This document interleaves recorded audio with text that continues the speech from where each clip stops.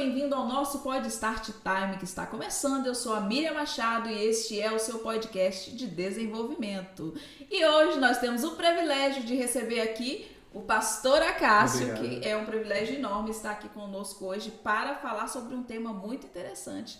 Deus sempre perdoa os nossos pecados? É interessantíssimo o tema, né? Pastor Acácio, fique à vontade, se apresente, por favor. Sou o pastor Acácio, ou antes de mais ser pastor, sou o Acácio. O Acácio, eu Bahia. vou chamar de Acácio. Sou casado com a Kátia Bahia, minha esposa não está aqui hoje, ela está no compromisso com a igreja local.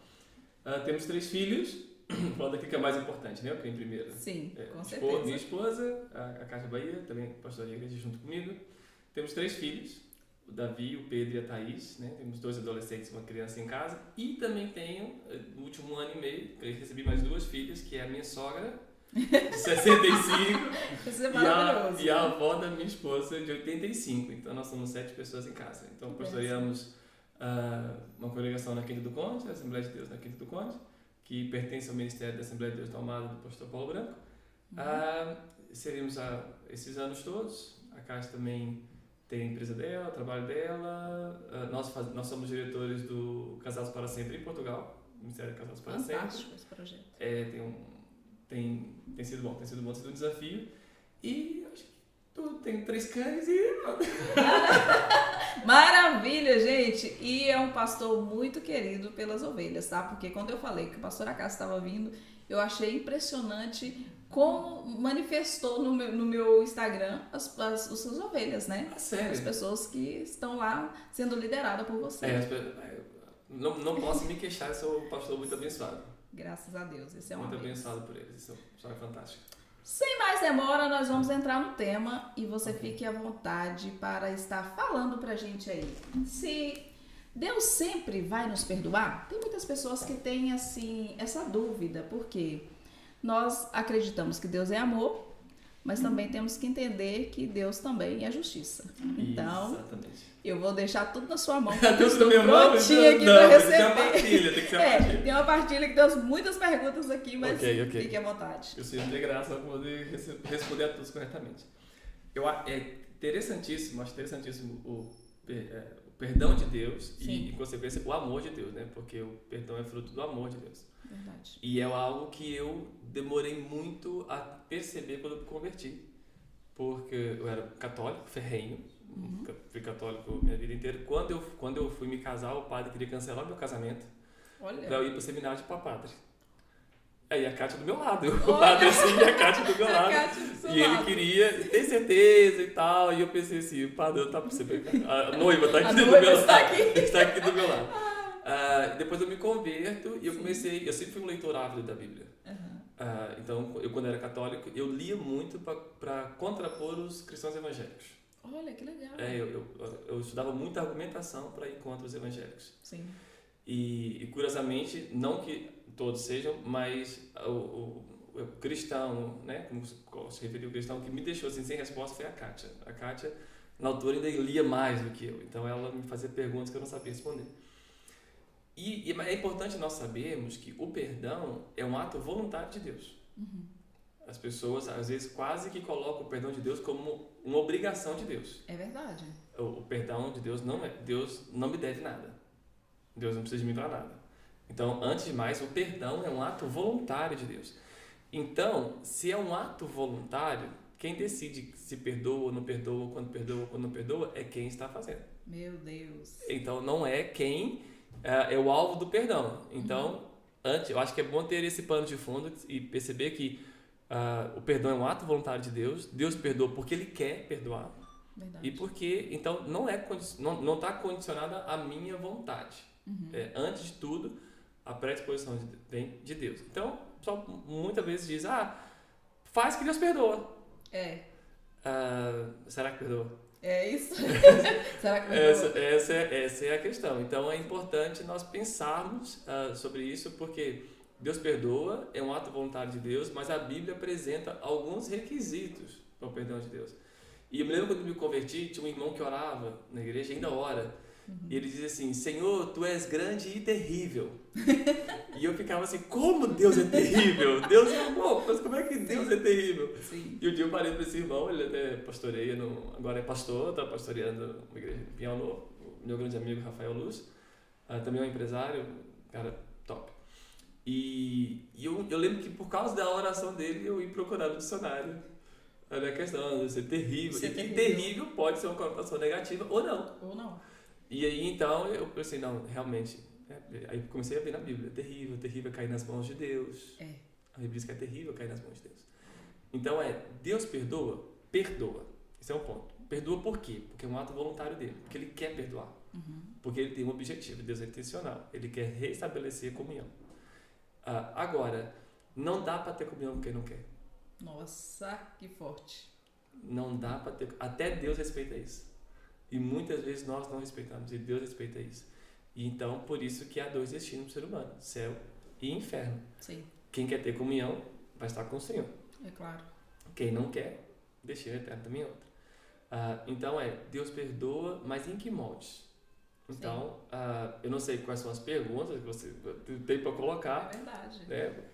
Temos uma pergunta aqui. Porque quando eu vi lá a caixinha, manda pergunta, É eu em casa só falei, Deus me ajuda. Deus vai ajudar, olha. Existe uma diferença, esse aqui foi o seguidor que perguntou. Se existe uma diferença em quem planeja o pecado. Tipo assim, a pessoa tem pecados que são planejados, né? Já tem uns que não. Acontece, né? Não vou dizer que a pessoa fez aquilo sem saber que estava fazendo, mas chegou um momento de tentação, ela não esperava por aquele momento e aconteceu. Se existe uma diferença em uma pessoa que planeja esse pecado, tá ali pensando em fazer aquilo e acontece e acaba pecando, se tem uma diferença tipo de... Não é punição, né? A pessoa perguntou assim, eu não sei, mas eu imagino que é isso que ela está querendo dizer. Intencional e quando a consequência. A consequência. A consequência, ela vai ser sempre proporcional ao ato do pecado. Sim. Eu acho que isso vem de encontro quando nós pensamos na Bíblia, a passagens que Cristo diz, olha, oreis para que não entreis em tentação. Fala de um ato voluntário. E depois quando fala da oração do Pai Nosso, não nos deixe cair em tentação. Ninguém cai intencionalmente. O cair é acidente, o entrar é voluntário. Então temos ensinos paralelos para isso. Então para mim qual é a grande questão aqui? Revela se é acidente ou se é intencional, revela o coração da pessoa e revela a maturidade, o processo cristão na vida da pessoa. O entrar, o planejar, a consequência pode ser diferente, por quê? Porque a Bíblia diz que quem pratica iniquidade não herdará o reino dos céus. A iniquidade fala de um pecado voluntário, consentido, em que não há tristeza em mim. Não há arrependimento, não há dor, não há nada. E quando a Bíblia fala sobre em Coríntios, Paulo fala em Coríntios, fala sobre a tristeza dos nossos atos. E ele fala, agora estou parafraseando, que eu não lembro a passagem de qual, que a tristeza gerada pelo Espírito Santo, ninguém irá reclamar dela. Que está referenciando Judas. Agora, a tristeza gerada pelos nossos atos, pelo mundo, gerará morte. Sim. Então, o que eu acho, a grande questão aqui quando eu caio, estou falando de um acidente. Quando eu entro voluntariamente, estou maquinando, estou permitindo que aquilo aconteça, também é um pecado. Deus perdoa, quer uma coisa, quer outra? Se houver arrependimento, sim. Deus perdoa. Agora, eu vou ter que lidar com as consequências depois. Né? Davi pecou com Batseba. Não foi um pecado que caiu em tentação. Foi um pecado que ele entrou e estava aonde ele não devia, no momento em que ele devia estar na guerra, e veio uma mulher se banhando num cara que já tinha muitas mulheres. E tinha um reino todo ao seu dispor. E ele caiu em pecado com Batseba, ele teve que lidar depois com a consequência desse pecado. Né? Dos filhos, toda a revolta que veio depois, da família, e o seu reino, e tudo isso. Agora, encontramos momentos em que ele também peca por acidente. Então, isto gera consequências diferentes na nossa vida. Pastor, vai ter uma punição diferente? Gente, como a gente gasta tempo pensando na punição? Mais na punição, é verdade, do que evitar pecar, né? Eu ouço muito isso no gabinete pastoral, aconselhamento. Eu digo assim, pastor, mas tem jeito para isso? Sim. Eu falei, gente, se eu pergunto se tem jeito para isso, eu estou limitando o Deus que dá jeito nas coisas. É verdade. Mas nós gastamos muito tempo, não que não devamos pensar nisso, porque é uma realidade e uma possibilidade, mas eu digo que se nós temos o mesmo empenho na solução que a gente tem pensando na punição, nós não vamos nos preocupar com a punição. Porque não vamos pecar. Porque não vamos pecar, não vamos chegar lá. Então eu falo assim, Deus, olha, me ajuda, ok? Por isso que a Bíblia ensina tanto, nós varremos nossos pensamentos, né? Todo culto de 6, amigo-se o homem a si mesmo. A Bíblia diz que é melhor estar onde há luta, onde há festa, porque são momentos de autoexame. Sim. E é interessantíssimo pensar nisso porque, para mim, voluntariedade em pecar, né? Predisposição, uma coisa é predisposição para pecar, todos nós temos. Outra coisa é eu peco voluntariamente ou eu peco por acidente. Fala muito da minha vida, do meu estado, do processo em que eu estou. Claro, as consequências, mas o que é certo é que quer uma coisa, quer outra. A gente reconhecer o pecado e pôr diante de Deus, o Senhor perdoa. É verdade. Davi, pegando esse gatilho aqui sobre Davi. Davi, Davi, ele ficou ali pensando no que ia fazer. Ele teve toda uma estratégia. Você acha que o pecado dele foi algo assim, ele premeditou isso? Então, a questão de Davi, eu acho que foi, a primeira parte não foi premeditada, a segunda já foi. Quando eu me converti, eu tive um líder de jovens, o Jaime Eduardo, e eu espero que ele vai assistir depois, que ele me pediu o link, ele está nos Estados Unidos, então a galera dos Estados Unidos à espera do link para depois assistir o podcast. E ele disse, olha, se você olhar para uma mulher bonita a primeira vez, é um acidente. A segunda vez é porque você quis, é a força do seu pecado. Então compete a você dominar isso. Sim. Então, você é responsável pela segunda. E eu acho que com Davi foi exatamente isso. Ele não premeditou olhar para Batseba. Então a primeira fase foi um acidente, não foi premeditado, em que ele estava ali. Ele premeditou não ir para a guerra. E ficou lá no ócio. Depois, ele vê Batseba. Até aí, é como se nós pudéssemos dizer assim, até aqui é acidente. A partir daqui, se você quiser. É, exatamente isso. E aí, a partir daí que ele viu, desejou, né, a consciência dos olhos, desejo da carne, deixou descer para o coração, deixou de ser só pensamento. Por isso que Cristo diz que aquele que olhar para a mulher já adulterou com ela. Ele está matando a raiz do problema. Uau. Se não houver raiz, não há árvore, não há fruto. Por isso que se já olhou, desejou, já pecou com ela. Então Davi olhou, teve raiz, teve árvore, teve fruto. Mandou chamar, se deitou com ela. A partir daí tudo foi premeditado. E tudo o que nós fazemos e tentamos esconder, a Bíblia diz que nada ficará oculto eternamente. Tudo virá à tona. Quer nos nossos dias, enquanto vivemos, ou quer diante de Deus. É verdade. Então tudo vai vir à tona. Então a gente tem que ter muito cuidado com isso e nos examinarmos. Será que aquilo que eu errei, que eu falei, será que foi um acidente? Será que eu errei querendo acertar? Como Paulo diz, o bem que eu quero fazer, isso eu não faço, mas o mal que eu não quero, isso faço. Ou será que eu errei querendo errar?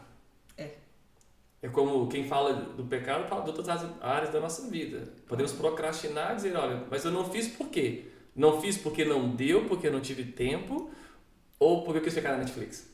Porque eu quis dar desculpa. Exatamente. Então, eu acho que temos que avaliar isso bastante. É verdade. Nossa, gente, vocês estão recebendo aí, hein? Porque está fantástico isso aqui.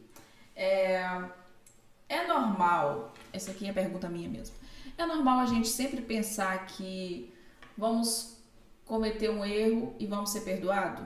Tipo, nós, como cristão, conhecemos a palavra, de qual maneira nós devemos pensar? Por quê? Muitas pessoas pensam assim, isso é um erro pequeno, isso não tem nada a ver, vamos falar de eu omiti uma coisa, eu menti por algo, eu peguei algo que não era meu, mas isso é uma coisa pequena, Deus nem leva isso em conta. Na verdade, as pessoas não entendem que isso também é um pecado. Ok, exatamente. Né? E como você vê isto? Eu vou dizer algo que eu ensino aos meus filhos, e você também ensina na igreja, nos alunos, isso. Às vezes as pessoas dizem muito essa frase, eu não menti, eu omiti. Mas o fruto é o mesmo. É a mesma coisa. O fruto da mentira e da omissão é o mesmo. É a mesma coisa. E costumo sempre dar esse exemplo na igreja, aos meus filhos e tudo. Se a mãe liga e diz assim, filha, você lavou a louça?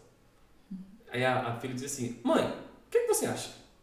Aí a mãe, tá bem, filha, desculpa. Então, Sim. ou se a filha dissesse, sim, mãe, lavei. A mãe, nas duas situações, vai ficar com o mesmo fruto. Minha filha lavou a louça. Claro. E na omissão, dependendo do caso, ainda vai gerar um fruto pior.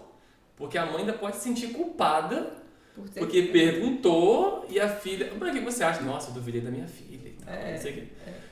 Então, o fruto é o mesmo. Então, às vezes as pessoas medem o erro pela intenção e não pelo fruto. Eu omiti numa boa intenção. Mas não é a intenção que determina o que é errado.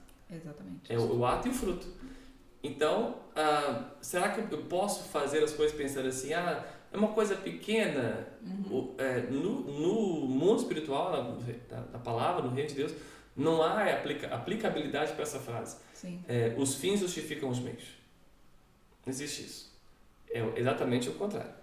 Então, é normal eu pensar que o perdão está à minha disposição. Sim. Havendo arrependimento. O que não é normal é eu já fazer contando com. Com perdão. Com perdão. E é até interessante porque a Bíblia, muita gente me pergunta, existe pecado imperdoável? Essa pergunta já estava existe pecado imperdoável?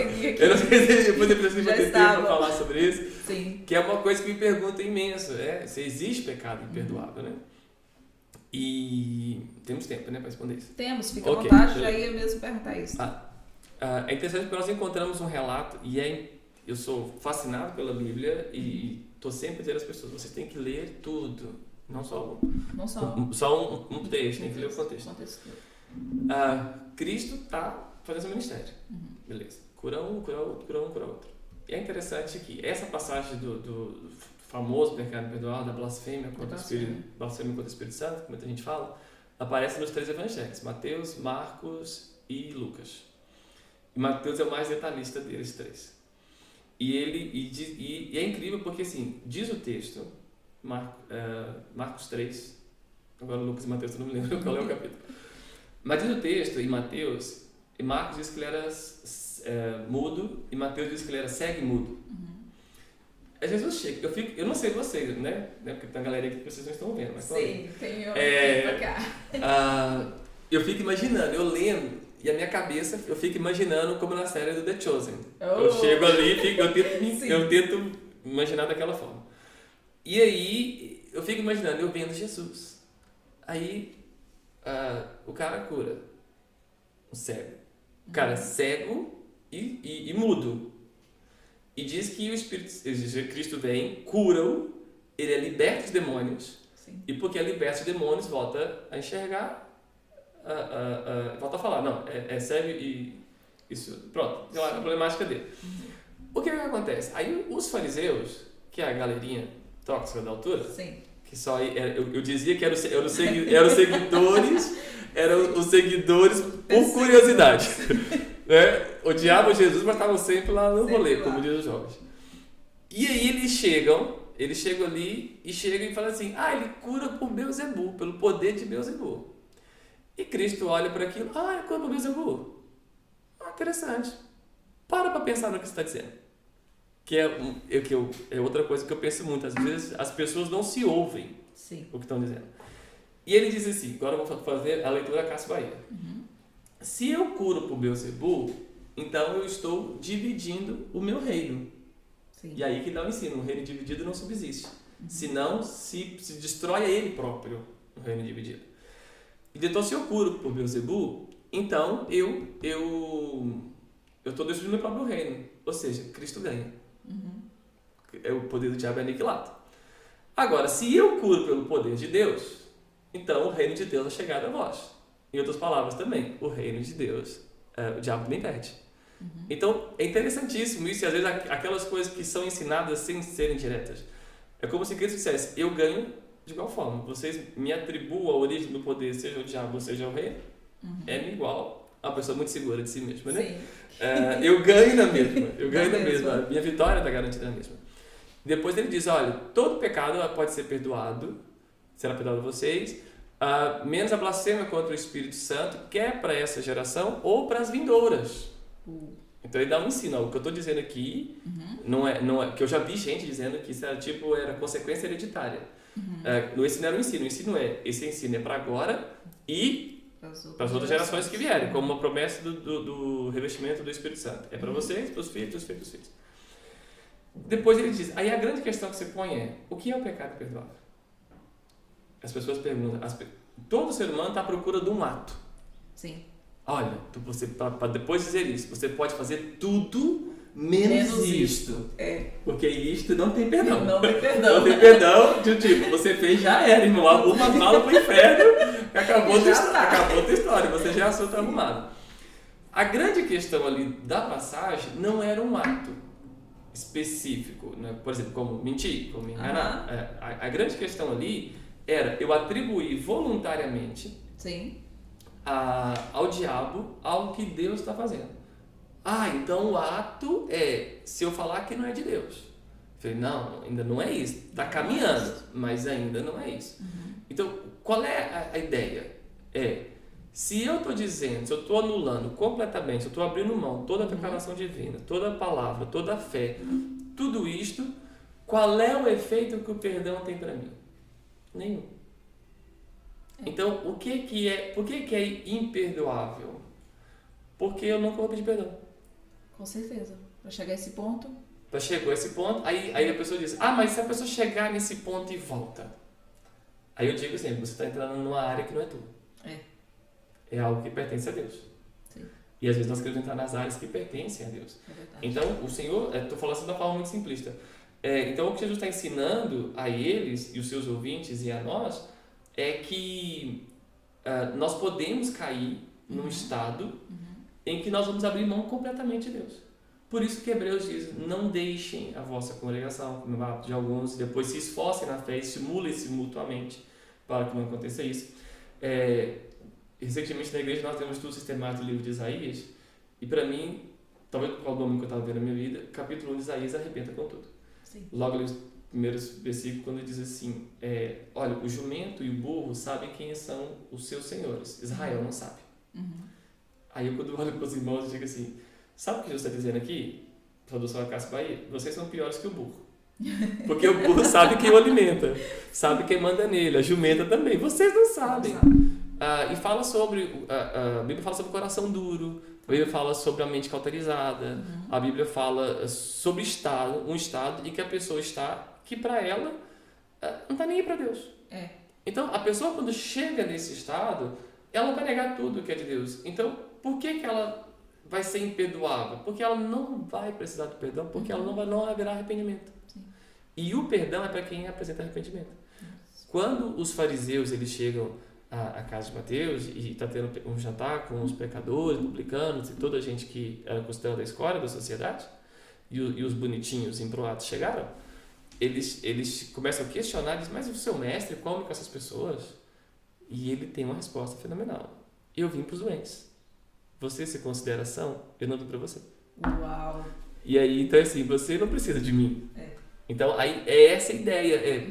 Eu vou te perdoar do que se você não precisa de mim? Então, o perdão que eu ofereço para você não tem utilidade. Porque quando a pessoa já chega nesse ponto da blasfêmia, ela já está num nível de mentalidade que nada importa. E não tem temor. Sim, os escribas e os fariseus eram os fariseus, eles eram os que guardavam para que a lei fosse observada. Então, se alguém conhecia as profecias, eram eles. Sim. Então, se alguém apto para chegar e dizer assim, esse é o Cordeiro de Deus, eram eles. Só que conhecimento sem o coração aberto para o Espírito Santo não é nada. Me faz de quê? Me faz um fariseu, um sepulcro caiado. É isso mesmo. Então, me fica bonitinho por fora, mas por dentro tô podre. Então, eu gosto de pensar nisso, é uma coisa interessante pensar os grupos políticos religiosos que haviam no tempo de Jesus. Então, nós temos uma galera, os saduceus, os fariseus, os zelotes, os samaritanos, por aí vai, que todos eles tinham características muito interessantes. Que todos eles juntos dariam uma igreja super top. Super top. Mas cada um perdido naquilo que acreditava. E nesse caso, estou falando dos fariseus, que essa galera só se juntava quando era para ir contra Jesus. Antes, se não era para ir contra Jesus, cada um no seu canto, no seu reininho, pronto. Mas eram gente que acreditavam em Deus, ou pelo menos deveriam acreditar em Deus, mas que estão tão acostumados à vida que têm que não querem mudar. Porque eu gosto uma vez eu ouvi alguém falando sobre isso, até foi no podcast, eu não lembro quem foi. E falava assim, olha, queres que eu te cure, Jesus, né? Queres que eu te cure? Queres que eu te faça? Senhor, eu quero andar, tem certeza? Porque é mais fácil pedir esmola do que ter que trabalhar. Com certeza. E quando nós chegamos à consciência de que Deus nós chegamos no momento, Deus existe, Deus é real, Deus me ama, e o que eu faço agora? Eu mudo ou permaneço? Mudar implica trabalho, e vai ser para a vida toda. Porque Deus está sempre mudando a gente. Sempre. Eu digo muito isso quando nós estamos dando o curso do Casados para Sempre, e há um momento que nós falamos sobre heranças involuntárias. Os comportamentos que nós recebemos dos nossos pais, da nossa família e tal. E isso gera em nosso comportamento quando nós casamos, nós adquirimos outros comportamentos, e depois a pessoa diz, pastor, ele não é a pessoa com quem eu casei. Sim. E eu digo, glória a Deus. Ainda bem, porque senão ele estava parado lá atrás ainda, ou ela. Então nós estamos em constante mudança, por isso que a Bíblia fala sobre de glória em glória. Então quando eu decido por Cristo, eu optei por um caminho de transformação e de reinvenção constante durante toda a minha vida. E aquela galera não queria isso. Então eu digo que serve o perdão de Deus para uma malta que não quer nada disso. Então, não tem mais nada. Não faz sentido. E aí, às vezes, as pessoas querem pegar um ensino mais lato de Jesus Cristo e querem fechar num ato exclusivo. Então, olha, se você disser, olha, a Miriam orou para aquela mulher e ela levantou da cadeira de roda. Se você disser que é do demônio, você não vai para o céu. Aí nós queremos fingir um ato. Por quê? Porque nós somos tão religiosos, às vezes, que nós queremos procurar atos para evitar esses atos com medo do inferno e não para agradar a Deus. É verdade. E eu essa manhã no meu devocional, eu estava pensando sobre a questão da tristeza gerada pelo Espírito Santo. E digo, Senhor, faz-me sentir essa tristeza. Eu lembro que eu disse assim, Senhor, eu nem sei o que eu estou pedindo. como às vezes eu chamo de orações perigosas. Sim, orações perigosas. O ex aqui, eu aceito tudo que o Senhor tiver para mim. Faça o que o Senhor quiser. Isso é tudo perigosíssimo. Isso é perigosíssimo, porque ele nunca sabe como isso vai se desdobrar. É verdade. Mas eu digo assim, Senhor, olha, eu nem sei bem o que isso é, ainda não sei bem, mas a tua palavra diz que eu não irei reclamar do fruto dessa tristeza. Agora, a tristeza gerada pelo mundo, pelas minhas frustrações, ou pela minha necessidade de aceitação, e a lista é infinita, diz que gerará morte. Então, eu prefiro passar pelo caminho duro e gerar vida, do que passar por um caminho fácil, mas no fim é morte. E eu acho que a gente não fala muito sobre isso. É verdade. A gente quase não fala muito sobre isso. A questão da dor, porque nós somos tão triunfalistas hoje em dia, né? É tudo tão triunfalismo. É um crente triste.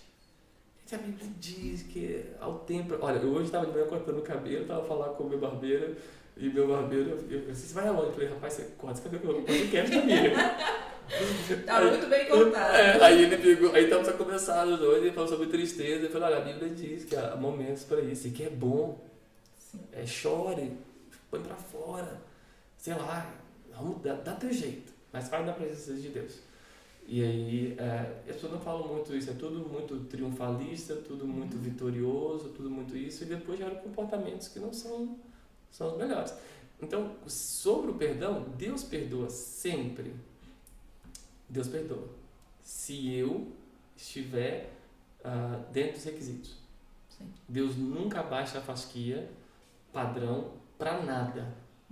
Ele sempre deixa caminho aberto para tudo, mas não abaixa padrão fasquia para nada. Então Deus vai me perdoar? Não é normal eu querer fazer, já contando com perdão. Já tô cometendo a falha pensando que eu vou ficar livre da consequência. Já. Isso é outra coisa. As pessoas, quando falam em perdão, pensam em perdão, eu fui perdoado, estou livre da consequência do ato. Não está, gente. Não está livre do ato. Sim. Da justiça, né? Sobre aquilo, sim, mas a consequência não. A consequência sempre vem. Então é importante a gente pensar nisso também. Nossa, gente, que palavra top, viu? Chegou o momento de falar um pouquinho das nossas parcerias top que nós temos aqui no Pod Start Time. E quem é a nossa parceria VIP que está sempre aqui conosco é a senhora Lopes. Ela mandou pra gente aqui hoje, gente, um bolo de pote com creme belga e morangos que com certeza está maravilhoso. E esse bolo, gente, bento cake, esse bolo ele pode ser personalizado à sua maneira e aí para você dar de presente para o amor da sua vida, para a sua amiga. Olha que interessante, vem uma caixinha assim. E para fazer o dia de alguém mais feliz. Senhora Lopes vai estar passando aí embaixo o arroba dela, o telefone dela, e você entra em contato com ela e faça o seu pedido. E você que está precisando dar um trato no seu cabelo, ficar mais bonita aí pro fim de semana, eu vou deixar aqui um arroba fantástica, que é uma parceria nossa também, Novo Estilo, fica na Charneca da Caparica, e você pode marcar o seu horário, que você vai ser muito bem atendida e sair de lá com o cabelo, assim como o meu está maravilhoso. As roupas mais lindas desta Amora você confere na Lavanda e Algodão. Olha essa blusa, gente, que chique, estou vestida hoje de lavanda e algodão. Semana passada vocês viram aqui a Gilda fazendo a divulgação dessa loja. Essa semana eu tive o prazer de conhecer. É uma loja fantástica que fica no centro comercial da Amora. Vamos lá, entre em contato. Falando aqui para o nosso assunto com o nosso convidado especial, o pastor Acácio Bahia, e você que está aí acompanhando tudo aí sobre esse tema que tem sido uma bênção, gente. Temos aqui mais uma perguntinha para você, que é: gostaria que me explicasse o porquê da expressão "eu tenho que me perdoar" está errada. É uma ovelha sua que fez essa pergunta. Eu sei quem é essa ovelha. Minhas ovelhas são uma vez. O pastor conhece a ovelha. Eu sei quem é. Porque esse tema surgiu numa aula e depois ele terminou e depois em aconselhamento depois. Mas depois eu converso com ela, faz um café, um bolo de chocolate uma mesa. Isso. E nós damos uma aula sobre perdão no aspecto do casamento, no curso do Casados para Sempre. E nesse dia nós começamos às 8h30 da noite. Pra eu ter uma noção, terminamos à 00:30, porque eu mandei toda a gente embora e a gente não dá mais. E eu não saí do segundo parágrafo, porque aquilo foi gerou muita pergunta e tal. E surgiu essa questão, eu devo perdoar a mim mesmo? E a minha resposta foi, não. Porque a Bíblia não me ensina a me perdoar a mim mesmo. A Bíblia fala sobre eu me analisar. A Bíblia fala sobre o autoexame. A Bíblia fala sobre Deus me perdoar. A Bíblia fala sobre eu perdoar o outro, ou ser perdoado pelo outro, mas a Bíblia nunca me diz para eu me perdoar a mim mesmo. Uau! Então o que a Bíblia me ensina? Que eu me examino e pelo meu entendimento reconheço que eu estou errado e eu peço perdão a Deus. Porque o meu pecado ofende alguém que nunca sou eu. Quem é ofendido pelo meu pecado? É Deus. Então quem é que tem que perdoar? É Deus. E às vezes nós erramos e falhamos. O que determina a minha falha? A palavra de Deus. Então quem é ofendido com a minha falha? É Deus. E depois eu quero lançar o perdão sobre isto, sobre mim. Eu tenho que perdoar a mim mesmo. Então, é uma frase que eu uso muito na igreja que é: pastor, eu sinto isto ou eu não sinto isto. Digo, irmão, cinto são para as calças, para segurar as calças. Aqui não é essa coisa do eu sinto. Eu entendo o que a pessoa quer dizer, né? Eu sinto, Deus está falando comigo e tal. Só que depois a pessoa se prende sempre a um sentimento. Então, para desconstruir essa ideia, eu digo essa frase: olha, eu sinto são para as calças. E que nós vivemos pelo aquilo que a palavra diz. E o que a palavra me ensina é que eu tenho que reconhecer o que eu fiz de errado e pedir perdão a Deus. Nossa. E nós muitas vezes ficamos: pastor, eu não sinto de perdoar a Miriam. E quem falou que você tem que sentir? Uau. Você tem que entender que você tem que perdoar. Meu Deus. Eu não sinto de me perdoar a mim. E quem te disse que você tem que sentir alguma coisa? Você faz para sentir, você não sente para fazer. Mas só uma observação. Nesse sentido aqui, de perdoar a si próprio, essa pergunta que essa pessoa fez, ela não está fazendo uma pergunta no sentido de se ela fez algo, Deus já perdoou, mas ela ainda se culpa. Não pode ser. É interessante isso também. Eu vou fazer essa colocação, não foi o que a pessoa disse, porque ela só mandou a pergunta. Mas e se fosse dessa forma? Tipo assim, já fiz algo, Deus me perdoou. Porque tem muitas pessoas que lidam com uma culpa excessiva. Exatamente. Deus já perdoou. Você não faz mais. Aquilo já passou. Então, o que falta na pessoa? Aí, se for colocado dessa forma. Nós falamos antes da questão da consequência do pecado, né? Do voluntário, do acidente e tal. Uma das consequências do pecado é a culpa. E eu vou ter que lidar com toda a consequência do pecado. E uma delas, que é muito pesada, é a culpa. E a culpa, ela tem que ser deixada nos pés do Senhor. Uau.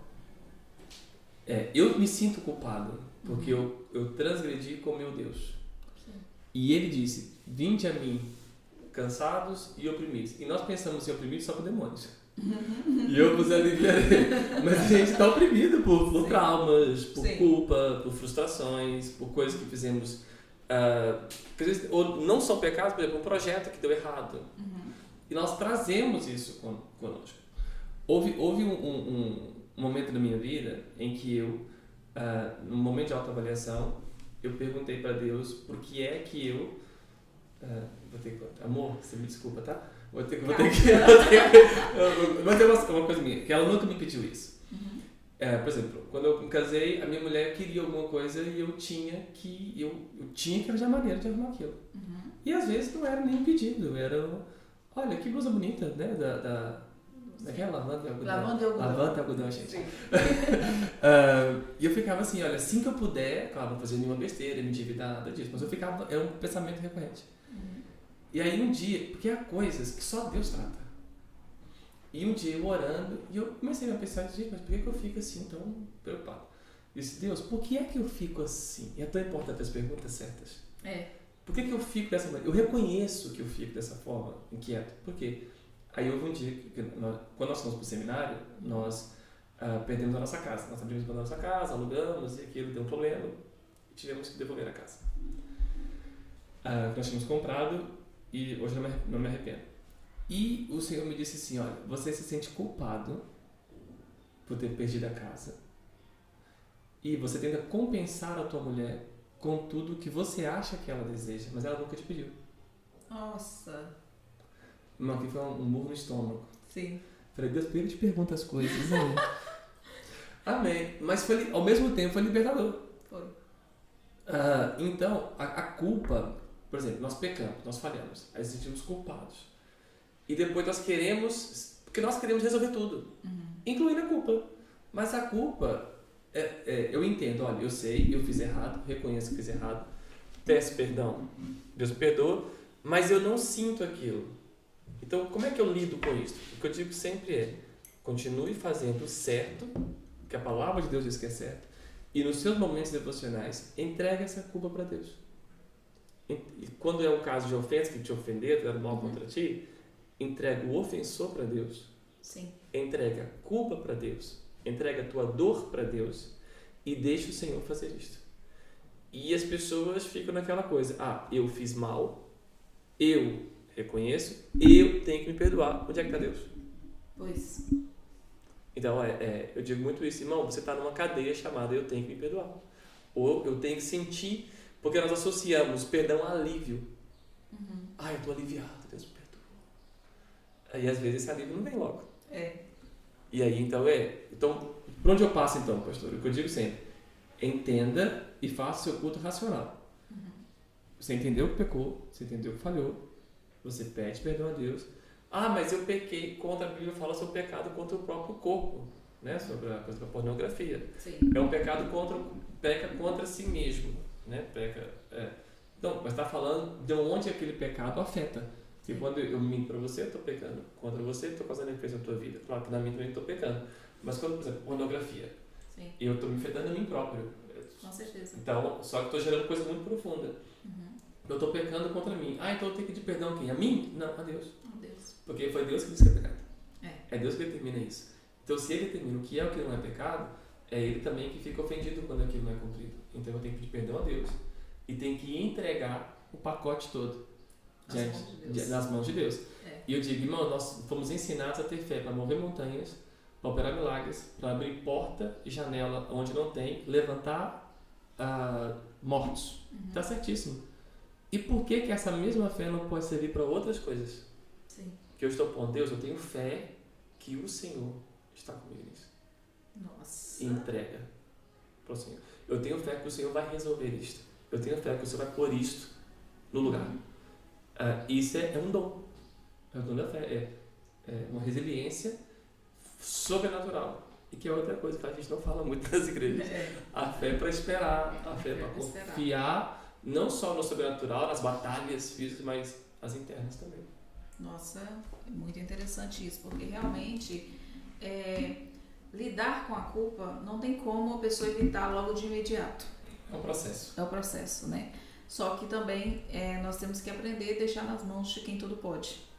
Nem tudo vai ser nós que vamos conseguir nos ver livre. Na maioria das vezes é Deus mesmo. Tem a nossa parcela que nós temos que cumprir, coisas que a gente tem que fazer, mas o sobrenatural não cabe a nós. E às vezes a gente acaba esquecendo disso e queremos tomar frente de algo que realmente não cabe a nós. Nós não vamos conseguir nos livrar dessa culpa 100%, a não ser entregando nas mãos de Deus. A gente tem que deixar ser barro, né? Já ser amassado. Oh, meu Deus do céu. Como eu estava dizendo há pouco, né? Quando eu acho que estou inteiro, Deus vem, pá! 2. Olha, é interessante falar sobre isso, porque eu creio que o discernimento, a gente passa a ter mais discernimento quando nós somos moldados. Sim. Antes eu pedia a Deus muito discernimento. Não entendi que para ter discernimento eu também teria que passar pelo processo. Isso, as orações perigosas. Perigosíssimas. Mas que vale muito. Mas o fruto é bom, o fruto é bom. Depois, como a Bíblia diz, né, que toda disciplina, quando ela é exercida, o gosto dela não é bom, mas o fruto de quem é exercitado por ela é maravilhoso. Sim. Então, é claro que ninguém gosta do processo. Sim. Mas depois, às vezes vemos alguém, às vezes eu ouço mais a Kátia, eu queria muito um casamento como o teu. Eu ouço dos homens, assim. Uma vez eu aconselhei um homem e disse assim, como é que você consegue 20 anos de casado e eu ainda vejo a maneira que você olha para sua mulher? É nítido, eu assisto tudo e eu vejo que realmente todo dia são declarações, a gente vê algo assim real e a gente consegue observar que eu tava falando com meu marido, gente, mas é um casal tão lindo, e a gente consegue ver ali nos mínimos detalhes entre vocês, quando ela tá ministrando, quando vocês estão juntos lá, você cozinhando pra ela lá, pra família. Ontem ela até foi pro retiro, e aí ela tinha que levar as refeições dela, né? E chegamos, fui buscar ela no estúdio, busquei, fomos pra casa, ela, marido, agora tem que fazer isso. Não, deixa eu estar que eu faço, eu sei o que é que você gosta de comer. E aí pronto, fiz lá os legumes, frango, ela gosta de cuidar da saúde, acho bem também. Sim. E pronto, fiz, então nós somos muito parceiros em tudo. Sim.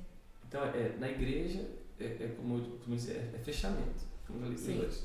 Na nossa família, porque na nossa congregação, entre a minha família e a dela, que é curioso porque o meu irmão mais velho casou com a irmã mais velha dela. Olha! E o meu irmão, entre eu e o mais velho, casou com a prima dela. Nossa, tá tudo em família. Então entre uma família e outra, na igreja nós somos assim, sem exagero, umas 40 pessoas. Nossa, que bênção. E os meus irmãos, uma igreja, família, primos, tios, assim, tem graus diferentes. E estamos lá todos na igreja. E é uma bênção. E às vezes até me perguntam, você não se sente intimidado com eles? Eu falo, não, eu que os intimido. Sim. Porque às vezes quando eu fiz reuniões familiares, mas não sei o que, eu disse, olha, o pastor não está aqui hoje. Claro, porque não se associa uma coisa da outra. Claro. Mas quando é para chorar, a gente é para chorar, quando é para orar, e quando é para repreender, eu falo, olha, você não está fazendo isso bem. Eu acho que vamos ter que ter uma conversa. Eles respeitam muito. Porque eles viram Deus construir a história. Sim. Eles foram as primeiras testemunhas da mudança em mim e da minha conversão e a chamada e os milagres que Deus fez. Eles são as testemunhas oculares. E em alguns momentos foram instrumentos também. E foram os corvos para prover aquilo que era necessário. Então eles viram Deus fazendo, né? Então eles estão, se sujeitam, tem os seus desafios por causa da liberdade familiar, mas nada que a gente não se resolve. Então eu digo muito pro meu irmão, olha, entre ser seu irmão e ser pastor, eu prefiro ser seu pastor. Sim. E ele um dia olhou para mim e disse, porque o irmão ele não encaminha ninguém para o céu, agora o pastor com certeza. Não que os irmãos não façam, também os irmãos façam, mas é um contexto diferente. É verdade, gente, que maravilha. Deixa eu ver se eu não estou esquecendo. Sim, Tem uma pergunta, tem criança pecando aí, hein, gente? Quem não pecou quando era criança? Mas isso aqui não era criança não, tá? Ela perguntou assim, mas vamos colocar. O pecado de uma criança tem o mesmo efeito de um adulto, ou seja, as mesmas consequências deve ser, né? Ok. Já não é uma criança, tá? Mas pronto, vamos ouvir. Não, mas é uma pergunta interessante. Uma vez, quando eu era superintendente da escola dominical, que é uma coisa que eu amo ensinar crianças, e a galera até vai começar a me ver de palhaço de novo, começar a fazer. Fantástico. Eu faço o doutor Yu Yayu, que é um médico, e a Kátia faz uma boneca, que é a Lilica. Eu estava passando na escola dominical, numa classe, estava supervisionando as turmas e tal, e na classe dos 8 anos, era dos 6 aos 8, e a Kátia estava dando aula e estava a falar sobre o arrebatamento da igreja. Uhum. E aí houve alguém que perguntou assim, tia Kátia, qual é a idade da inocência? Com quantos anos é que começamos a contabilizar os pecados? Uhum. E aí, na hora que eu passei, ela disse assim, olha, passou a pessoa certa para te responder isso. E eu sentei e falei, ok, sentei. E eu falei para ela, hoje ela já é uma mulher feita, fez 24 anos há pouco tempo, essa semana. E eu disse, olha, realmente a Bíblia fala, não dá a idade. Porque a maturidade e a consciência de pecado, né, as pessoas estão amadurecendo cada vez mais cedo. Então, essa consciência vem surgindo cada vez mais cedo. Eu disse, olha, o primeiro ponto, a Bíblia fala realmente sobre isso, sobre a idade da inocência, não diz a idade fixa. Então, qual é o princípio? Uma tomada de consciência. Se a menina já está preocupada com o seu pecado, então você já não está na idade da inocência. Porque naquilo que você é inocente, você não se preocupa. Sim, com certeza. Então você não está, então você já tem esse tomada de consciência, então guarda teu pé. Sim. Por causa da noção de pureza das crianças que nós temos, nós achamos que as crianças não vão ser julgadas. Sim. Mas vão. A Bíblia não nega isso. Então, Só uma questão, não, desculpe, é só uma observação. Uma pergunta mesmo. Até que nós não sabemos idade. Sim. Mas é uma questão que muitas pessoas pensam. Muitos jovens têm curiosidade de saber. Sim. Né? E como você mesmo disse aí, a partir do momento que a pessoa já tem consciência de que pode estar pecando, já não é inocente, né? Mas as crianças vão ser julgadas, tipo assim, todas as crianças, é uma curiosidade, eu tenho que perguntar. Então, se eu conseguir contribuir com alguma coisa, eu vou contribuir. Essa parte eu desconhecia. Ok. Todas as crianças vão ser julgadas? Eu gosto quando Paulo diz aos Romanos que todos estaremos diante de Deus. Sim. E todos vamos prestar contas. Então, se todos são todos, incluindo as crianças. Sim. Porque é por aquilo que fizemos e por aquilo que não fizemos. Paulo em Romanos diz que a criação revela o Criador. Uau. Então, até aqueles que não forem evangelizados vão prestar contas diante de Deus. Mediante a revelação que tiveram. Sim. Porque quem nunca ouviu falar de Deus, ele procura a adoração, que é inerente ao ser humano. Ele pode adorar o Deus Sol, o Deus Lua, mas todo ser humano, Paulo arruma esse assunto, ele diz, todo ser humano tem uma revelação de Deus num grau maior ou menor, mais cristalino, mais nítido ou não, mas todos têm, incluindo as crianças. Sim. Se nós achamos que os nossos filhos têm capacidade para entender aquilo que nós ensinamos, então eles têm capacidade para aprender o que é pecado. Com certeza. E eu acho que há muitas igrejas que pecam nesse sentido. Quando eu digo pecam, falham, né? Porque acham, e pais também. No Ministério do 2,1 do Casado, nós temos um curso que é o Pais para Toda a Vida, que nós falamos sobre a parentalidade de Deus, a parentalidade que nós recebemos dos nossos pais e a que estamos a dar aos nossos filhos, que é muito interessante. E abordamos assuntos desses. Quando é que eu devo ensinar o meu filho sobre o pecado? Eu acho que essa deve ser a preocupação maior do que perceber se ele vai ser julgado como eu.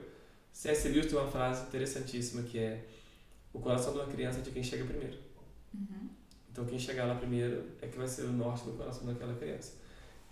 Nós ensinamos aos nossos filhos muito pequeninos: não, sim, não pode. Então ele já tem, ou seja, a capacidade de consciência daquela criança vai aumentando à medida que ela vai crescendo e ela vai amadurecendo. Então, mediante a revelação que ela tem e consciência que ela tem, ela vai se apresentar diante de Deus. Sim. E aí eu sei que vai gerar aqui muita discussão isto. As crianças tudo fugindo do podcast. Ou os pais crucificando o pastor Cássio. Pastora Cássio. Não, mas eu estou você... Não, mas estou explicando por quê? Porque isso é uma chamada de responsabilização aos pais. Aos pais, com certeza. Cara. Porque a Bíblia não me ensina que o professor da escola dominical que é responsável pela educação cristã do meu filho. São os pais e sobrecai... Meu Deus do céu. E cai ainda mais sobre a figura masculina. Uau. Fábio, se prepare. Porque a figura... Isso é outra coisa. A figura masculina... olha, nós tivemos uma vez uma formação com a doutora Yolanda Mello sobre identidade de gênero. Fantástico, fantástico. E ela veio de uma determinada pergunta. Ela é psicóloga infantil, especializada em desenvolvimento infantil. Quem vocês acham que determina o gênero na vida do menino? O pai ou a mãe? Toda a gente, o pai. E da menina? O pai ou a mãe? Toda a gente, a mãe. E ela disse, depois ela deu lá os dados, que eu não me lembro tudo de cor, eu não quero errar aqui. Ela disse, até certa idade é sempre o pai. Quer pro menino, quer pra menina. E eu fiquei, oi? Não, peraí, minha mulher não vai fazer nada? Depois ela explicou, ela disse, olha, atenção gente, é o que eu acho, é o que eu acredito, a maneira que eu penso é esta. Sobre a questão da ênfase da feminilidade da mulher, olha, você é feminina e tal. E o homem tem um papel muito grande. Então, quando nós vemos na Bíblia, nós encontramos um homem que ensina a criança. E que, naquela altura, ensinava a mulher também. Claro. Então, então hoje meu marido tem que me ensinar? Mulheres, não sejam omissas. Não sejam omissas. Aprendam, busquem, eu acho que sim. Mas há uma expectativa muito grande de Deus sobre o homem. No sentido do sacerdote. Claro que todos somos sacerdotes, sim, mas na figura da família tem uma... Não é por eu não fazer que Deus não espera. Sim. Deus continua esperando na vida do homem aquele papel. Olha. Eu li uma frase essa semana. Qualquer comportamento disfuncional da mulher é porque o homem não está fazendo o seu papel. Eu já li essa frase também. Não sei nem quem escreveu, mas eu li porque colocaram a frase, mas não colocaram o autor. Sim. Então a culpa não é nossa.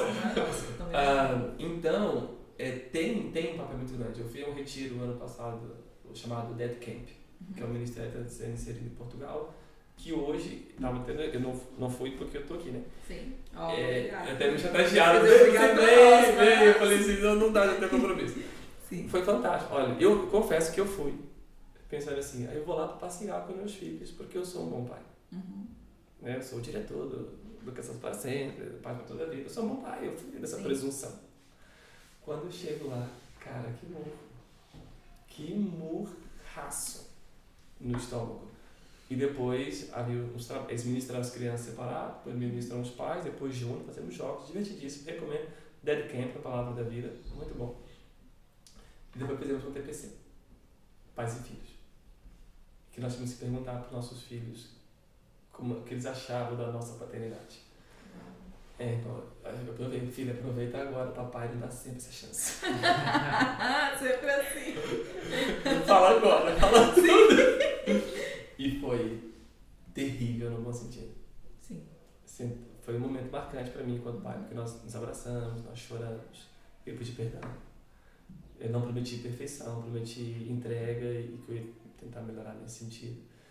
Porque nós precisamos ensinar aos nossos filhos. Sim. Eles têm que nos ver lendo, orando, porque muito tempo nós ensinamos eles a irem à igreja.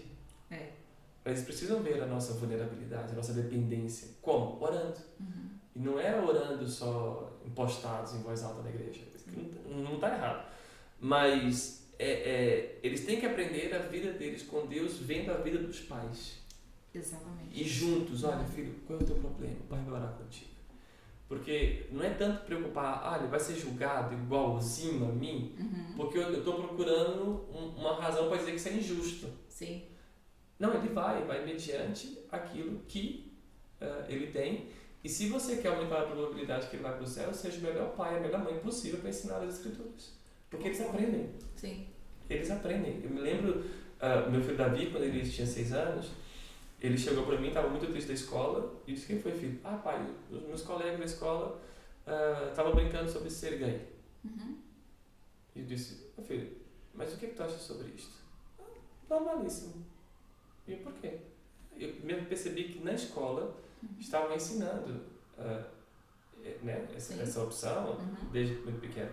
Eu sentei com ele tinha acabado de aprender a ler e tinha lido um livro sobre criação e eu falei, filho, olha, antes do papai te explicar o que quer que seja, entenda uma coisa.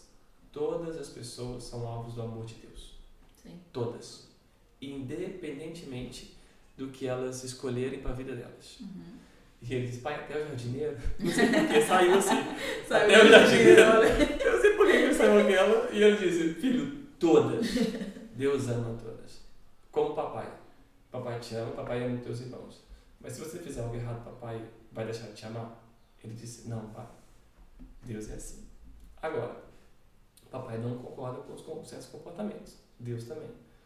Toda gente tem o direito de... Você está na escola. Escola é campo de treino para a vida. Toda gente vai te ensinar o que eles acham ou o que mandam. Sim. E você tem que ter consciência daquilo que você quer. Meu filho acabou de fazer 6 anos. Você já está na idade de tomar consciência para você decidir. E então, nós sentamos, ele leu, e eu falei, Deus criou o que aqui? Adão e Eva, homem e mulher, ok. Deus criou o que aqui nesse dia? Mar. Deus criou o que? Animais. E eles tinham tido há pouco tempo as semanas da ecologia. E meu filho virou super defensor dos mares, na semana da ecologia. Não pode me controlar, você ir mandar alguma coisa pela janela do carro, que eu não tenho esse hábito e tal. Eu falei, filho, tá vendo? Deus criou o mar e criou a terra. Quem destruiu?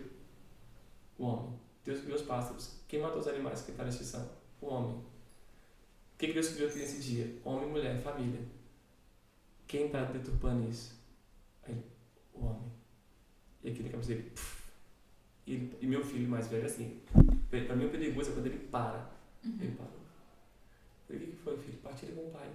Eu pensando, Deus, que ele abra, senão eu vou abrir a cabeça desse garoto. Eu não sabia o que tem nele. E ele disse assim, pai, eu não sabia que isso ofendia a Deus. Olha. E eu falei, depois ofende, filho. Sim. Ofende porque é caracterizado como pecado, como a mentira, como a fofoca, como a inveja. Sim. Ofende a Deus. E ele, e agora? Porque a tomada de consciência gera problemas. E o que foi, filho? Como é que eu vou lidar com os meus amigos na escola? Sim. E vou dizer para eles não brincarem assim. Porque eu disse, se eu te disser que você é um cão, te faz um cão? Ele, não, também. Te chamarem de ladrão, de mentiroso, de enganador, de gay, de whatever, se você não é, é uma mentira. Então não decreta como mentira, decreta a verdade. Isso. E aí estamos num problema, numa batalha. Diz, filho, você vai chegar para os amigos, você vai dizer, eu respeito todos vocês, eu amo todos vocês, mas eu não sou isso que vocês dizem que eu sou. E quando disserem por quê, você vai dizer, porque eu não sou e porque Deus diz que eu sou outra coisa. Sim. E você fala, e se eles forem teus amigos, vão te respeitar como você está respeitando eles. Sim. Aí eu fui, só que depois é o pai cá dentro. Ai, Deus, que dê certo. Vamos orar. É claro. Eu disse, filho, vamos orar agora. Você e o papai, nós vamos orar e amanhã você vai fazer isso na escola. Aí sentamos os dois, no meu quarto, à beira da cama, oramos, sentados os dois na cama. Deus ajuda Davi, capacita Davi e tal. No outro dia, e aquela aflição cá dentro. Deus, guarda meu filho, guarda meu filho, guarda meu filho, guarda meu filho, guarda meu filho. Eu e a Kátia orando em casa, os dois. Quando ele veio, quando eu chego na escola para buscar, eu vejo ele correndo. Pai. Eu pensei, ai meu Deus, o que aconteceu? Quando ele chegou perto de mim, pai, deu certo. Olha. Aí eu falei, o que deu certo, filho? Eu falei com eles entenderam, continuamos amigos, ninguém deixou de brincar comigo e ninguém chama mais ninguém de nada. Eu expliquei para eles o que é ser gay e eles disseram que não sabiam o que era e continuamos amigos. Pronto. E eu pensei, gente, por que os adultos complicam Não, tanto? os adultos complicam. Por que os adultos complicam tanto? É isso mesmo, porque na escola da minha filha, da Raíssa, também aconteceu mais ou menos a mesma coisa. E eu expliquei, né? Rita tá ali nos bastidores e nós explicamos tudo certinho, conversamos com ela da mesma forma. E ela chegou lá, as amigas dela são excelentes amigas e pronto, ela falou do posicionamento dela, o que a gente tinha explicado. Não é porque seu amigo decide ser algo que você também tem que decidir. Cada pessoa tem que saber sua identidade. E aí nós explicamos tudo e tudo, olha, tudo bem, todos se respeitam e os adultos que complicam. Porque os mais novos, quando são bem orientados em casa, é fácil. Eles estão prontos para dialogar, para conversar e ficar tudo bem. Exatamente. Né? Eles resolvem tudo muito rápido. Pastora Cássia, tem uma pergunta para fazer. Eu ia falar Cássia quando eu falo pastor, porque essa pergunta é porque nós saltamos deste assunto, como nós dois falamos muito, e é muito bom isso, da blasfêmia. A blasfêmia é uma coisa, desde criança, a minha mãe falava sobre todos os pecados conosco. Aliás, tudo ela vai estar assistindo, me desculpe, mãe, tem que ser verdadeira. É o seguinte, é tudo lá em casa que acontecia assim, ela falava, cuidado que vocês estão dando lugar pro diabo, essas coisas e tal. Sabe, né? Aquelas crentes pentecostais, antigas, daquela forma. E a forma da minha mãe me orientar era assim, eu cresci com muito medo da blasfêmia. Pra mim, tipo assim, quando alguém fazia alguma coisa na igreja, que às vezes, vou ser sincera, hoje eu tinha vontade de rir daquilo, que estava acontecendo alguma coisa. Tipo, uma pessoa falava qualquer coisa, estava lendo, não significava que eu não ria, porque, é claro, a pessoa foi lá, pagou um mico ali, falou alguma coisa, isso acontece com nós todos. Eu ficava assim, meu Deus, será que isso é blasfêmia? Eu ficava com aquela coisa. Só que aí minha mãe sempre falava, blasfêmia contra o Espírito Santo de Deus. E a questão da blasfêmia, eu vejo muitas pessoas também que têm essa dúvida. Realmente, porque a gente falou sobre isso, mas essa blasfêmia, como você falou sobre a questão dos fariseus e tal, exatamente o que, assim, no sentido de hoje? Por exemplo, como a pessoa, ela já... Porque a gente já falou que é uma pessoa que já não vai ter mais temor de Deus, que ela já tá, tipo assim, tanto fez quanto faz, né? Pra chegar a esse ponto, ok. Só que tem muitas pessoas que ainda têm essa questão. Eu mesmo já vi alguns amigos meus, ai meu Deus, nós vamos por aí falando alguma coisa, porque isso aí é blasfêmia. Eu falei, gente, tem que saber muito sério o que é blasfêmia, nós temos que ter uma informação, porque às vezes acontecem coisas no nosso meio cristão mesmo, que a gente fica assim, será que é isso? Será que não é o que nós não temos que achar nada, mas a gente fica pensativos. E às vezes até o medo de tirar uma dúvida, pra quem tem muito temor a Deus, vou ser sincera. Desculpa a minha ignorância de falar que, tipo assim, uma pergunta. Não tem desculpa. Porque, tipo assim, a gente tem até medo de fazer uma pergunta pra um pastor nesse sentido. E a pergunta se é blasfêmia. Como eu sei, pronto, eu gostaria que você falasse, assim, exatamente nos dias de hoje, o que tipifica mesmo a blasfêmia, assim, que a gente já... Um cenário atual, por exemplo. Antes disso, eu vou pontuar uma coisa que é a seguinte. Sim. Há muita gente que no passado fez o melhor que podia com o que tinha. E com aquilo que lhe foi ensinado e lhe foi transmitido. Então, eu vejo hoje pessoas mais velhas que dizem como tua mãe, por exemplo, olha, cuidado, isso, aquilo, mas nunca foi propriamente ensinado para a pessoa o que era. Então a pessoa vai ter que usar o melhor que tem. Quem fala da blasfêmia, fala das calças, fala dos brincos. É interessantíssimo, porque a maneira que ele é ensinado, isso é fantástico. A Bíblia diz que a gente tem que mudar a nossa maneira de pensar.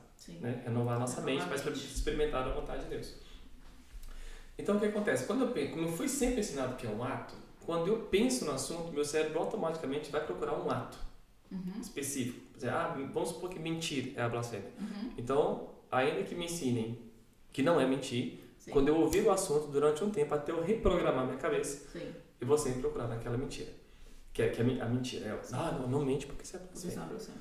Então, eu acho que o que a gente deve aproveitar daquilo que nos foi passado? O temor do Senhor. O temor do Senhor, aquela reverência, aquela submissão que nos é ensinado. Olha, atenção com isto. Então, eu retenho o bem. Qual é o bem do ensino que me deram? É isso. E eu honro, agradeço. Só que agora, eles partiram até de um ponto, agora estou eu, com a revelação, ou com o entendimento mais aperfeiçoado, eu tenho que fazer mais do que eles. E tenho que transmitir de uma forma mais clara.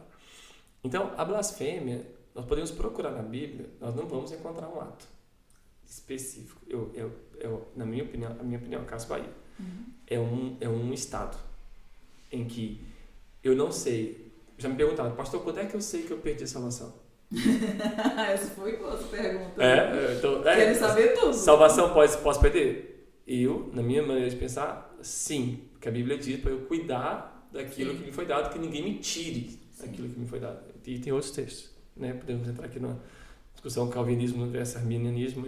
Assunto para outro podcast. Assunto para outro podcast. Esse é o primeiro de muitos. Tem muitos temas aí. Então... eu digo assim, sim, quando? A gente quer saber o momento exato. Por quê? Porque eu penso sempre, tô salvo, tô perdido, tô salvo, tô perdido, tô salvo. Ai, tô perdido, morri, vou pro inferno, Deus me perdoe, tô salvo, tô no time dos salvos. Pequei, ai, tô no time dos perdidos. E não é assim, gente. A Bíblia diz, olha, vocês foram comprados por coisas, um valor muito mais caro que ouro e prata. Não perece. Ou seja, aquilo que te comprou não perece. E aí, então, mas o que me comprou não perece, então eu ando saltando ping-pong entre o céu e o inferno. Né? Parece que fomos ensinados assim porque não havia entendimento. Então, para mim, a blasfêmia contra o Espírito Santo é um estado em que eu chego, ele vai acontecendo na minha vida, e que para mim, eu estou, desculpa o termo, nas tintas, estou nem aí para aquilo que a Bíblia diz. Estou nem aí. Aí só que isso gera perguntas que nós não temos respostas. E nós somos muito bons em fazer perguntas que a Bíblia não dá resposta. Que é, mas é aquela pessoa que grita, que blasfema, que fala mal da igreja, de repente ela se converte. E então, ela não blasfemou se ela se converteu ou não. Mas nós estamos à procura. Por quê? Porque estamos à procura de um ato específico. E não é um ato específico, é um estado em que eu estou nele. E por causa desse estado em que eu estou, eu atribuo a Satanás tudo aquilo que é feito pelo poder de Deus. E eu fico tão cego como fariseu que eu não estou vendo no discurso Cristo ensinando, olha, eu ganho das duas formas. Meu Deus. Eu ganho das duas formas. E então, para mim, a blasfêmia é esse momento. Então, nesse lugar, é o único lugar que não há perdão, porque eu abro mão dele. Nossa. Sim. Não quero. E Deus vai respeitar isso. Eu estou aqui para ti, mas se você não quer, eu respeito isso. Não desisto de você, mas respeito você. E eu acho fantástico Deus. Eu costumo dizer. Eu digo, gente, Deus é maravilhoso. É maravilhoso. Perguntinha, essa é a última pergunta. Não, a antepenúltima. Não lá. Essa é a minha mesmo. Eu gosto de perguntas, antes de Eva pecar, o pecado existia? Bem filosófica essa pergunta. Muitas mulheres querem fazer essa pergunta. Deixa eu aliviar um pouquinho a carga das mulheres. Veja, eu não sei. Nós nos conhecemos há pouco tempo e o pessoal que está aqui nos bastidores eu conheci hoje. Mas eu noto que é sempre colocado um peso muito grande sobre as mulheres porque Eva comeu o fruto. Concordo. E eu acho que então, o peso está sobre a pessoa errada. Porque é interessante nós vemos na Bíblia só há consciência de pecado depois que Adão come. Uau, já começo a gostar. Gostou, né? Sim. quando Adão come, diz abrir os olhos. Sim. Isso fala sobre a figura do homem, né? O papel espiritual do homem. Não isentando Eva, mas também não pondo carga demasiado sobre ela. Claro. Eu acho que cada um tem a culpa do seu erro, né? Mas há situações em que nós percebemos na Bíblia que Deus espera do homem e da mulher. Então, antes de Eva e Adão havia pecado? Não havia nada. Nem se falava em pecado. Não se falava no assunto. Quando Paulo também fala sobre o pecado, né? Quando é que Paulo está falando sobre a lei e graça, né? O paradoxo da lei e graça. O que era pecado? Você que define o pecado? A lei. Eu sei que é quando me dizem que é e por que é. Então, em Adão e Eva só havia. Isso eu vou ter uma conversa com Adão quando eu chegar no céu. Que só havia uma lei. Não come disso. Domina isto. Você tem que dominar. Ou seja, já era um princípio. Se tivesse sido aprendido, talvez Caim e Abel não tinham caído na mesma situação. Porque Deus diz, olha, está aqui o fruto. Sim. Não come. Você tem que dominar isso. Quando Caim matou Abel e o Senhor disse, Caim, onde está teu irmão? Eu sou juiz do meu irmão, sou guarda do meu irmão. Isso, olha, o pecado está à volta de você. E compete a ti dominá-lo. Sim. Eu te revelo o pecado. Agora, dominar é assunto seu. A treta é tua. E então, talvez se Adão tivesse aprendido isso, né? Talvez teria ensinado a Caim, olha. E se calhar até ensinou, nós não sabemos. Nós não sabemos. Não sabemos. Mas o que é importante saber é que antes não havia nada que dissesse, e nem para quem dissesse, que eles foram os primeiros, Sim. que era pecado. Sim. Então, se eu assumir que havia pecado antes de Adão e Eva, quem pecou? Deus? Realmente, não. Então, antes de Adão e Eva, não. Para mim, não. Olha, boa. Bom saber. Tem mais pergunta aí? A última? Gente, Olha, tô amando que é uma pergunta. Que bom! Porque das duas, uma, ou eu posso contribuir para ajudar em alguma coisa, ou então vai contribuir para eu pensar em coisas que eu não pensei antes. Com certeza, eu também gosto. E finalizando, né, a última pergunta, o que qualquer pessoa deve fazer para evitar o pecado? Isso é uma jovem que perguntou. Renovar a mente. Metanoia. Renovar a mente. Como diz aqui toda a nossa equipe. Pedro estava ali falando. Renovar a sobre mente. metanoia. Renovar a mente porque quando eu busco a renovação da mente, eu estou mudando a raiz. E eu vou mudar o fruto da planta. Então, Fantástico. por isso que eu experimento a boa, perfeita e agradável vontade de Deus. Porque eu mudo, ao mudar a mente, eu mudo o comportamento, eu mudo padrões, eu mudo aquilo que eu acredito, eu deixo de acreditar nas mentiras, eu passo a acreditar nas verdades. Sim. Eu busco Deus e isso vai mudar quem eu sou. Pastor, por isso eu vou deixar de pecar? Só quando Cristo vier. É verdade. Eu posso viver uma vida que não estou sob o jugo do pecado. Eu posso viver uma vida dedicada a Deus. Mas é uma pergunta aí que eu chego. Não. Eu posso viver uma vida que eu busco agradar o meu Deus. Então, eu entendi isso. Quando eu entendi isso, eu tenho que pedir perdão e buscar uma vida santa, não é por medo do inferno. É pelo desejo de estar com Deus. É verdade. Senhor, eu quero. Senhor, eu costumo dizer na igreja, irmãos, vocês se preparem, porque quando a gente chegar no céu, eu vou sair atropelando todo mundo, eu vou dar uma rasteira quem estiver na minha frente, eu não quero nem saber. Vocês, minha avó, tem que me aturar a eternidade. Mas eu vou chegar perto do meu Senhor e falar, Deus, cheguei. Esse é o sonho de todo cristão. Cheguei. Esse é Deus. E eu, toda de manhã, eu vou falar, oi Senhor, tudo bem? Olha, o que temos para hoje? enquanto não chega, o que é que temos para hoje? E assim a gente vai caminhando, gente, sabendo que não somos perfeitos, ninguém é perfeito, e nem tentando ser melhor do que ninguém. A vida é simples, a gente complica muito. Meu Deus, que isso, que palavra fantástica. Muito obrigado. Eu que agradeço. Não é a última vez, já vou falando, porque vamos ter outros temas aqui, né? Como você no meio aí de toda essa conversa aqui já deixou soltar alguns pontos. Olha, se eu contribuir alguma coisa, eu agradeço. Sempre contribui, com certeza. Se eu fiz algo menos bem, gente, é a segunda vez que eu faço um podcast. Criança. Paz, cuida dos vossos filhos. Isso, é verdade. E muito obrigada, pastora Cássio. Até o próximo podcast. E você se inscreva no canal. Não perca nenhum vídeo. Ative o sininho de notificação. Quer falar alguma coisa, pastor? Deus abençoe a todos. E que, ao invés de pensar mais na punição, pense no Deus que quer salvar. Uau, é isso mesmo. Deus quer salvar. É o desejo dele. Amém. E é sobre isso, gente. Até o próximo. Tchau!